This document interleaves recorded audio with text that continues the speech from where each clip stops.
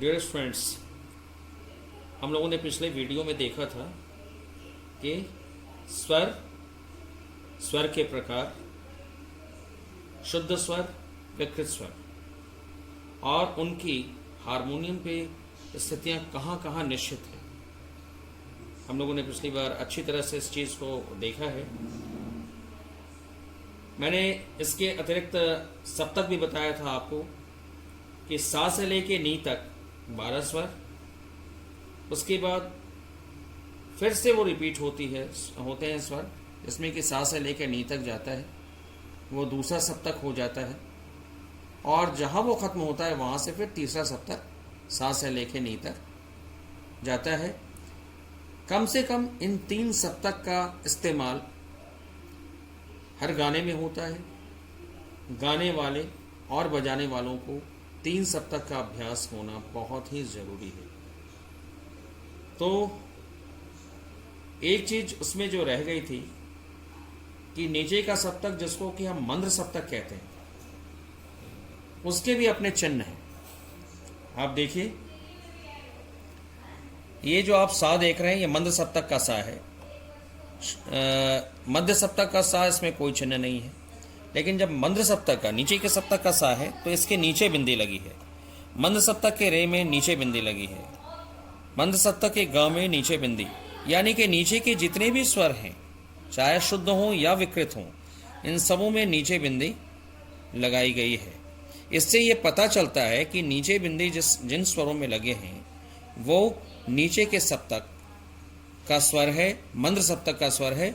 और उसको हम अगर हारमोनियम पे बजाना हो या किन्हीं भी साजों पे बजाना है तो वो हम नीचे की तरफ बजाएंगे।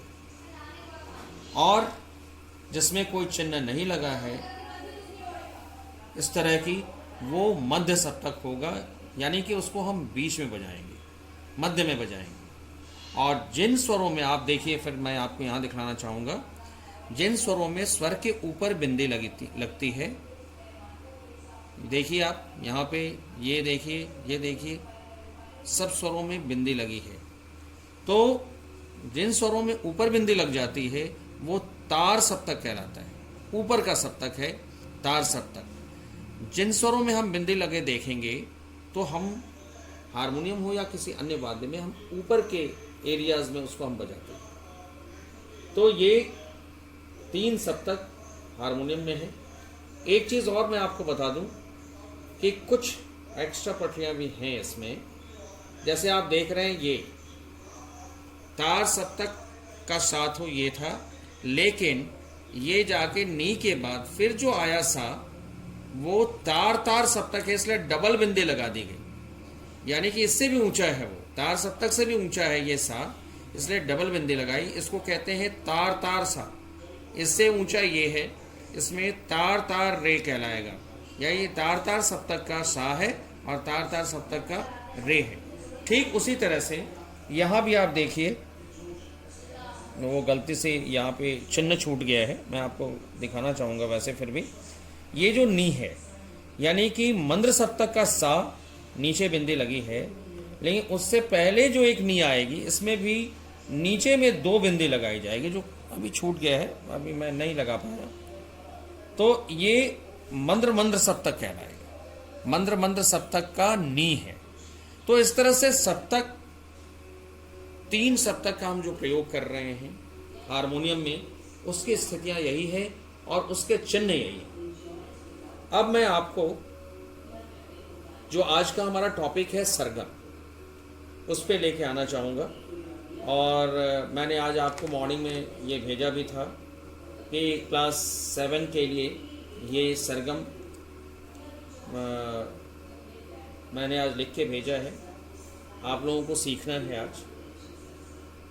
ये देखिए, इसमें सरगम की शुरुआत यहाँ से हो रही है, ये आप देख रहे हैं। इसमें भी कुछ बातें आपको समझना है। ये सरगम को इस तरह से लिखा जाता है, और जब लिखा जाता है तो इसके तरीके को भी हमें समझना है। जब समझेंगे तभी हम उसको गा सकते हैं या फिर बजा सकते हैं। आप देखें, इसमें दो तीन बातें जानने की है।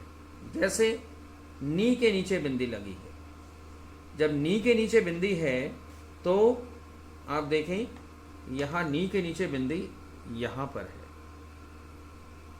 यानी ये पटरी बजाई जाएगी ये।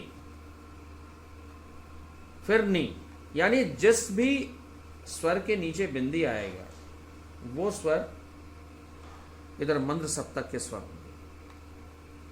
दूसरा चिन्ह हम इसमें एक चीज और देख रहे हैं, जैसे एक सा है, यहां देखिए आप, सा के ऊपर बिंदी है तो ये तार सप्तक का सा है। तार सप्तक का सा हमने कहा बताया था आपको, ये देखिए आप, ये ऊपर का है, तार सप्तक का सा ये है, तो यहां हम बजाएंगे इसे। ये पता चल जाता है इससे कि कहां पर ये इसकी निश्चित स्थितियां हैं और हमें गाना किस रेंज में है, ऊपर गाना है या नीचे के रेंज में गाना है या मध्य में गाना है।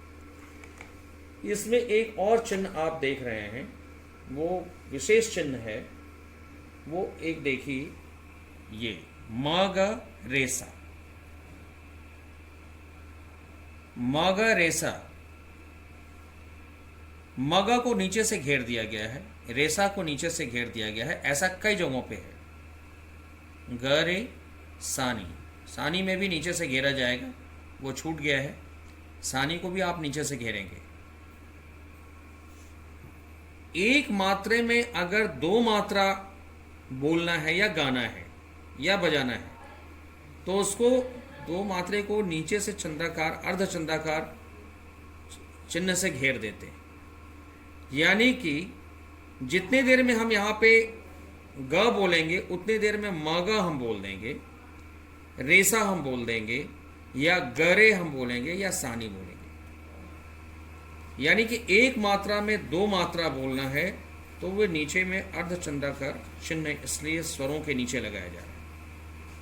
यानी कि इसको सा ग जो है यहाँ पर उससे जल्दी बोलना है इसको। जैसे सा ग सा ग सा ग म ग रे सा, तो आप देखिए कि इससे जस्ट डबल दोगुने स्पीड में हमें बोलना पड़ा यहाँ पे, क्योंकि एक मात्रा में दो स्वर आ गया।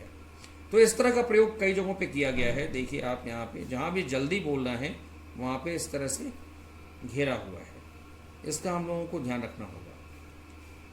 तीसरी बात, एक जो चिन्ह इसमें और आपको दिख रहा है, सरगम लिखा हुआ जो है, कि यहाँ डैश लगा है, जगह जगह पे जो डैश लगा है सामने में, इसका मतलब है कि ये सरगम लिखने के तरीके में यह जहां भी आता है वहां पर उसके पहले आए हुए स्वर पे ही एक मात्रा और ठहर जाना है। जैसे प है, सा रे गा मा पा, प पे एक मात्रा और आपको ठहरना है। जैसे यहां पे सा सा सा, तो इसका मतलब यही होता है कि हमें एक मात्रा पिछले स्वर पे और टिकना है। ये तो एक जो इसमें मेन चिन्ह थे मैंने आपको बताया, लेकिन ये जो सरगम है ये ताल कहरवा पे है आधारित। ताल कहरवा मैंने आपको क्लास में पहले ही बता रखा है, क्लास 6 में भी बताया है। तो ताल कहरवा 8 मात्राओं का ताल है। आप देखिए सामने 1 2 3 4 5 6 7 8, 8 मात्राओं का ताल है। और इसके बोल हैं धा गे न ती न क धी न। हम लोग पहले भी जानते हैं इस चीज को, आपने क्लास 6 में ये जान रखा है कि 8 मात्रा का ताल है जिसके बोल ये हैं। ये जो फॉर्मेट है ताल कहरवा का, इसमें पहले मात्रे पे ताली होती है, आप जानते हैं। पहले मात्रे पे ताली और 5वें मात्रे पे खाली दिखाई गई है। जब पहले मात्रे पे ताली होता है तो फिर इंटू का चिन्ह लगाते हैं, और जब खाली दिखाया जाता है तो शून्य यानी 0। तो ये देखिए पहले मात्रे पे ताल कहरवा में आप भी जानते हो पहले से ताली है और 5वें मात्रे पे खाली है। ये एक फॉर्मेट है। जब हम सरगम को लिखते हैं, सरगम का मतलब ही है तालबद्ध रचना, स्वरों का तालबद्ध रचना ही सरगम कहलाता है। स्वरों की तालबद्ध रचना जो है वो सरगम कहलाती है। ये चीज है। अभी आपको देखना है यहां पे कि ये तालबद्ध कैसे हो गया। तो जो आप यहां इसका फॉर्मेट देख रहे हैं वही फॉर्मेट यहां भी है, जिसका कि हम इसको 2 आवर्त में लिखें। यानी एक बार 8 मात्रा यहां पे आ गया, फिर जगह की कमी होने के कारण भी ऐसा करना पड़ा हमें। दूसरा 8 मात्रा फिर यहां पर आ गया, फिर यहां पर 8 मात्रा, फिर 8 मात्रा। इस तरह से ये लगातार चल रहा है और यहां से लेके यहां तक ये खत्म हो जाता है। देखिए ये पहला मात्रा, आप काउंट करेंगे तो पता चलेगा पहले मात्रे पे ताली है और ये ताली खाली से ही पता चल जा रहा है कि ये कहरवा के फॉर्मेट में है, कहरवा ताल के फॉर्मेट में है। और 5वें मात्रे पे 1 2 3 4 5वें मात्रे पे खाली है। फिर अगेन रिपीट हो गया ताल कहरवा, उसका फॉर्मेट है पहले मात्रे पे ताली और 5वें मात्रे पे खाली। तो इसको हम 2 बार में यहां लिखे हैं, क्योंकि एक ही पेज में हमें दर्शाना था, केवल 8-8 मात्रा नहीं लिख सकते थे, इसलिए हमने 8 मात्रा जहां से खत्म हुआ फिर मैंने 8 मात्रा दोबारा उसको रिपीट किया। इसी में ये चीज, इसी फॉर्मेट में पूरा का पूरा ये सरगम लिखा जाता है और तब ये माना जाता है कि ये तालबद्ध रचना है। तो ये स्वरों की तालबद्ध रचना ही सरगम कहलाती है। तो ये चीज है आपके सामने, ये सरगम है। और मैंने आपको ये लिखित रूप से मैंने पहले आपको भेज दिया था आज मॉर्निंग में, और मैंने कहा था कि आप सभी लोग उतार लिए होंगे। मुझे उम्मीद है कि आपने उतार लिया होगा। और अब हम इस सरगम को गाएंगे। तो हाँ प्यारे बच्चों, मैं शुरू कर रहा हूँ सरगम। हारमोनियम पे कैसे गाया जाएगा, हारमोनियम के सहारे कैसे गाया जाएगा, बजा के कैसे गाया जाएगा, वो आप देखें।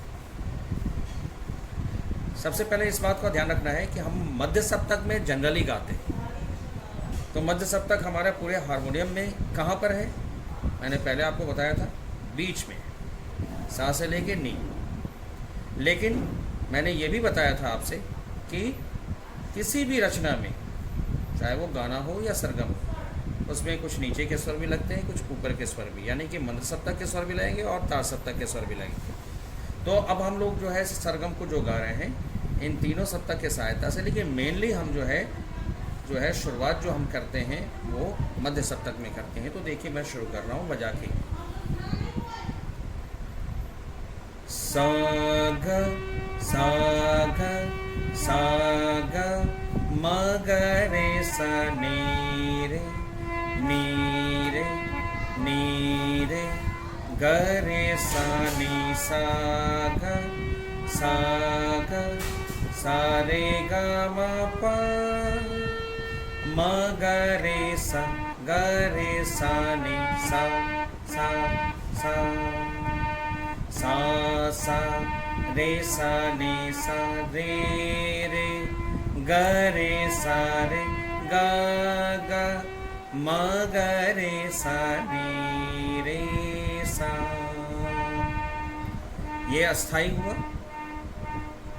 अब हम लोग अंतरा की ओर प्रस्थान करेंगे, अंतरा गाएंगे जो कि ग से शुरू हो रहा है। ग ग म ग रे ग म म म ग ग म ग रे सा रे रे रे प प ध प म ग म म प म ग रे ग ग म ग रे सा नी रे सा। सा नि ध प म म ग म म प ध नि सा नि ध प म म ग म ग म रे म ग रे सा ग रे सा नि सा सा सा म ग रे सा ग रे सा नि सा सा सा म ग रे सा ग रे सा नि सा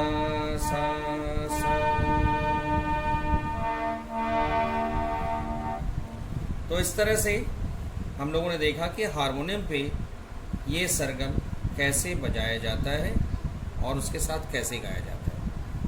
तो आज का हमारा ये सरगम, जो आज का विषय था हमारा, वो ख़त्म हुआ।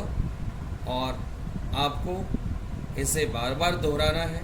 आपके पास वीडियो जा रहा है, इसको सुन के बार बार दोहराना है। जिनके पास अगर हारमोनियम है या कैसियो है तो वो इस तरह से इसको बजाएं, बार बार बजाएंगे, उन्हें बजाना भी आएगा और गाना भी आएगा। धन्यवाद।